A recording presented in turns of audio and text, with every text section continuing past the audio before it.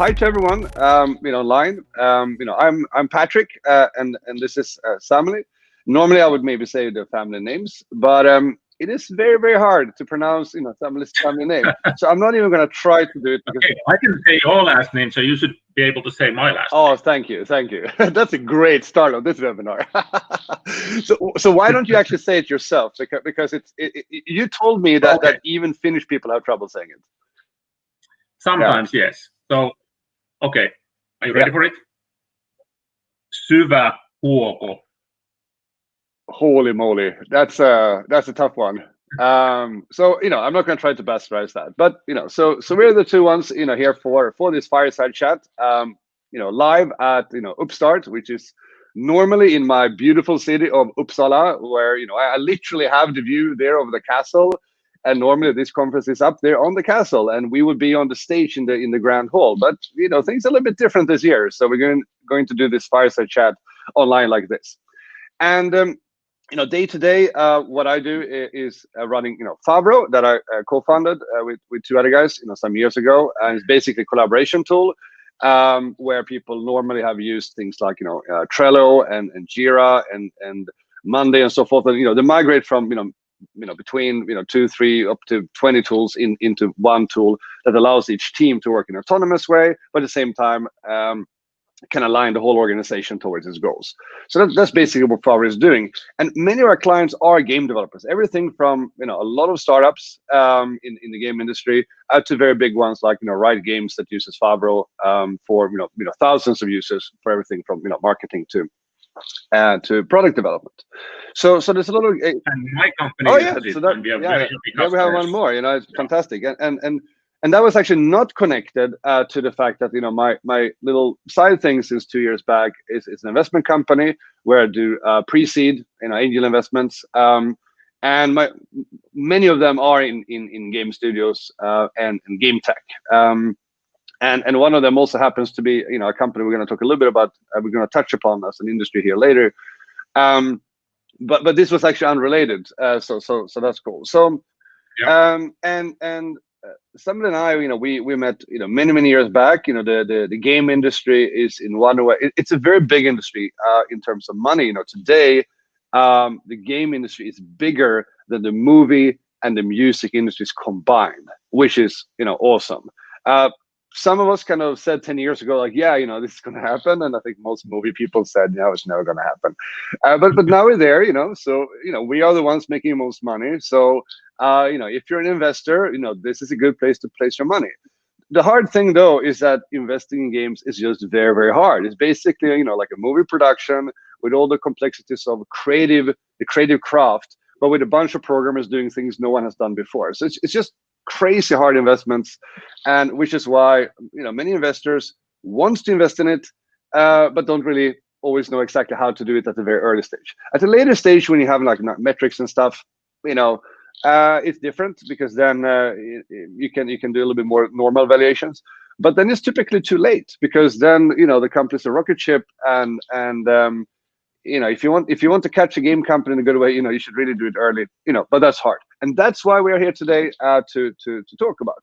But before we get into trends and what to look for in game investments, we need to get a little bit of your backstory, Samuli, because you have an absolutely amazing backstory. How you got into games, where you're today, and for the people here who doesn't know you, I think it's important that we also hear how you came here. Well, thank you, Patrick. You have a huge game industry background as well, so don't be too modest. So we were talking about home computers earlier, and I was actually one of the guys using a Commodore 64, mostly to play games originally. But that sort of led me to, in the late 80s, to the home computer hobby culture called the demo scene, and that's where actually most early game industry people and companies came from in both Finland and Sweden and many other countries. And my first game studio that I co-founded was Remedy Entertainment back in '95, and that's already 25 years ago. And then at the time there was only 2 game studios in Finland, and I don't think there were many more in Sweden at the time. So the industry was really at its infancy in here. And since then, I have had the privilege to be co-founder in 6 other game studios, some of which have been successes, some of which have not. So I have seen both sides of the coin as being an entrepreneur myself. And this kind of led me to become an investor about 6 years ago when we founded Sisu Game Ventures. So Sisu is really supporting, sort of focusing on supporting and leveling up the Nordic game industry. So that's what we've been doing. And currently and today we have about 51, well, exactly 51 companies in our portfolio, most of which are from the Nordics, especially Finland and Sweden, and actually Iceland, one in Denmark. And then we have some investments also outside of the Nordics. So we are not in any way like exclusive only to Nordics. And so I kind of represent an interesting hybrid of a games entrepreneur and an investor. So I intimately understand what the companies are going through because I'm doing it myself at the same time. But I can always put on my investor hat and look at someone's pitch and try to poke holes in their pitch. And then I can also switch sides to being the entrepreneur trying to do the pitch. And so, it's kind of a weird setup, but it works really well. I think that plays, a lot of advantage. And also, I think what most general VCs and investors are struggling with is evaluating, the creative side of things. Is this, do these guys really know what they're doing, from a creative point of view? And you have a pretty unique, as you said, most investors actually come from outside of games. They may have been playing games when they were kids and they love video games and all that, but they may have like a finance background from school and they just wanted to become investors or finance people, but they never were entrepreneurs themselves. So for people like those, obviously, they start investing in games. Eventually, they will learn, a lot of stuff and become like really good investors. But early on, it's a good benefit to cooperate with other investors who actually have been game industry entrepreneurs. Yeah. I guess, we're blowing our own trumpet a little bit here now, but, for more general VCs, it is a pretty good idea to partner with, early stage, institutional ones, like Sisu that you have, because there you have, that kind of domain knowledge, or angels that are in early. So if we kind of take a little bit of a step back and more of an overview, what are the trends right now that you think is very interesting, in the game industry, and that you are looking a bit more closer at from an investment point of view? Well, there's been a lot of different trends over the last decades in games, and one of the biggest ones, or probably the biggest one, has been free-to-play mobile games, which we have invested in the most. And we've had all of our 4 exits actually from that category as well. So from our point of view, we'll definitely keep investing into free-to-play mobile games. It's a proven market and it's very scalable. So that's definitely one. Funnily enough, VR games are starting to be a decent opportunity at last. So that's also something that we might start looking into in the future. Then of course, all kinds of multiplayer games, which are basically becoming like interactive social media, virtual worlds, the metaverse, competitors to things like Roblox and Minecraft. They have been on the rise a lot recently. And if you start throwing in things like user-generated content, esports, blockchain, bitcoins, and all of these things, it's all merging together, and eventually someone will come up with something super special that will become like a global mega hit. But talking about trends, there are like smaller trends, and then there are like these mega trends. And I think that the biggest trends are the ones that actually remove obstacles from accessing games instead of introducing new ones. So that was actually the problem with VR games, that it actually introduced new obstacles into enjoying the experience, even though that experience was kind of extraordinary.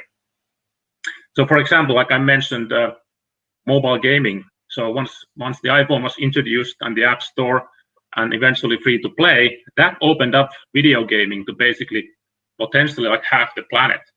And according to research from DFC Intelligence, we now have 3.1 billion people playing games in the world, and we are closing 8 billion people, so we are almost at half of the whole planet already.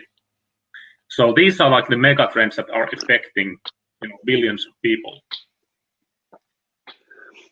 So you did a pretty interesting journey from CISO's point of view with the mainframe. Can you say a few words about that and also that trend?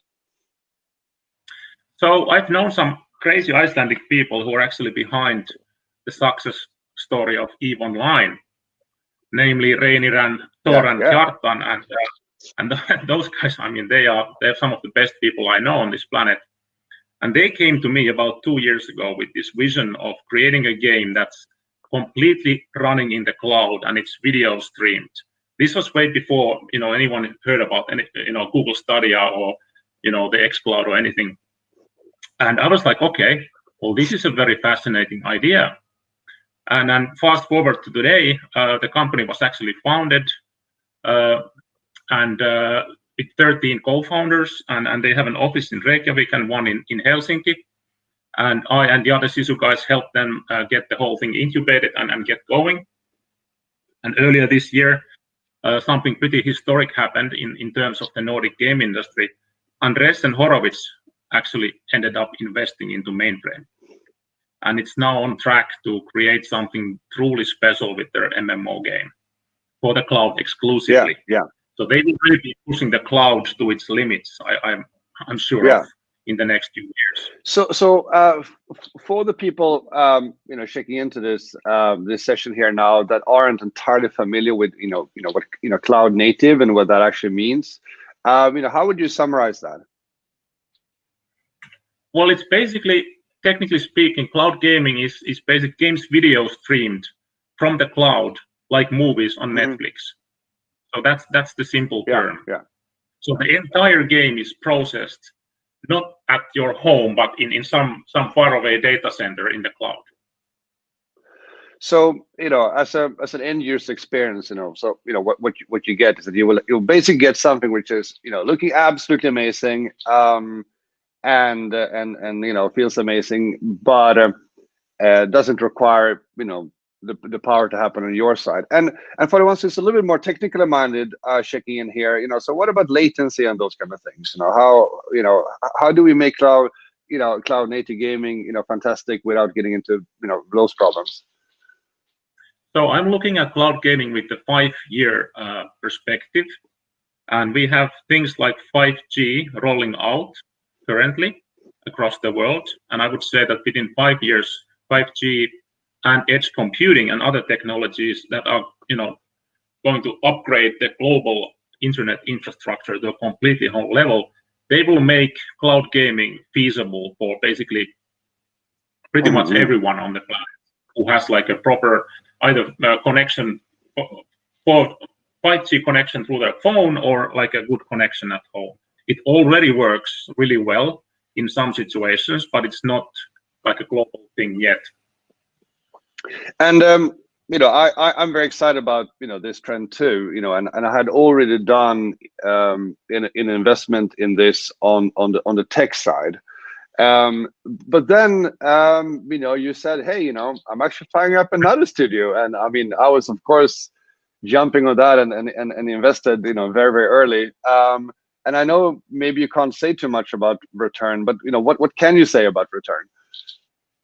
So Return Entertainment is a game development studio that I founded recently with about 10 other guys here in Finland. And we are still in stealth mode.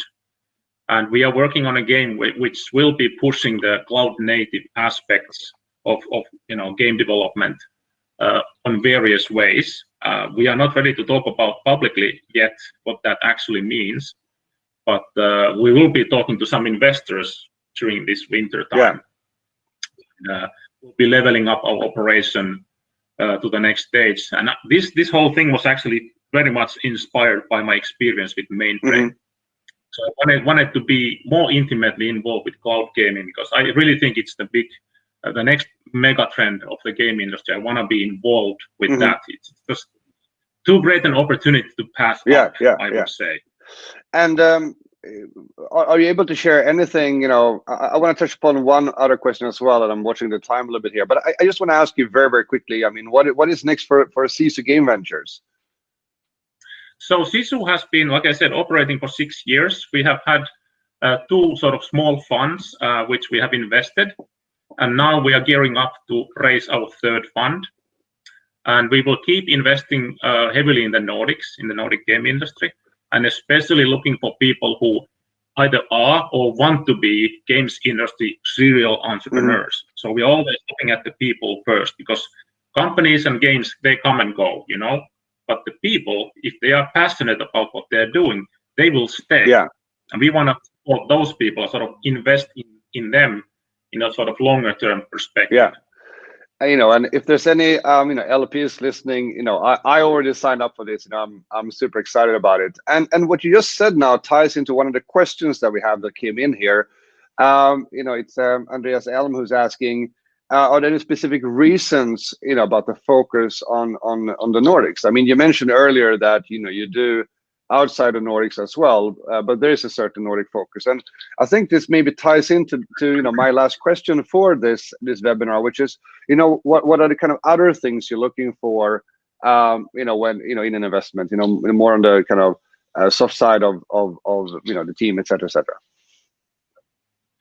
Well, since I have been working in game development myself, basically, you could say from the beginning of the industry in this region, I've made it my business to know the individuals behind the most successful game companies and the up-and-coming talent as well.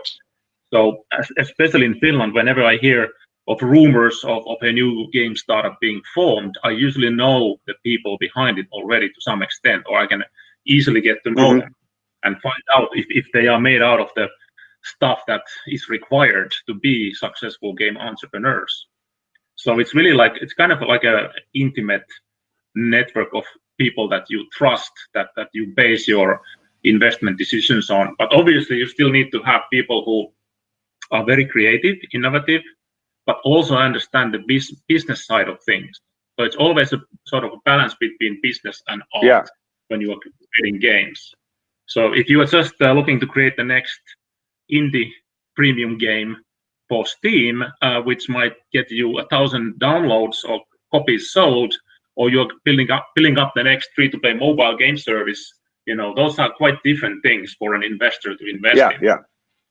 But we might still go for both of those if we believe in the individuals, that they can sort of develop themselves over the coming decades into becoming the next supercells or whatever. Awesome.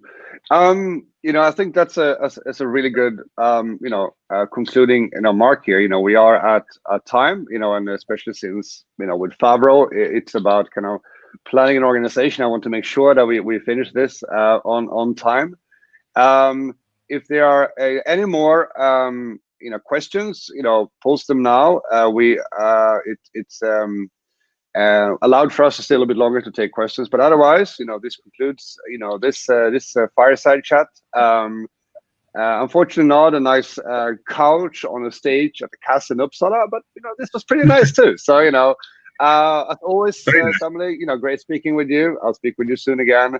To everyone there online, you know, thanks for checking in. You know, and have a really, really great UPPSTART conference. Thank you so much. Yes, thank you very much, everybody, and have a nice conference.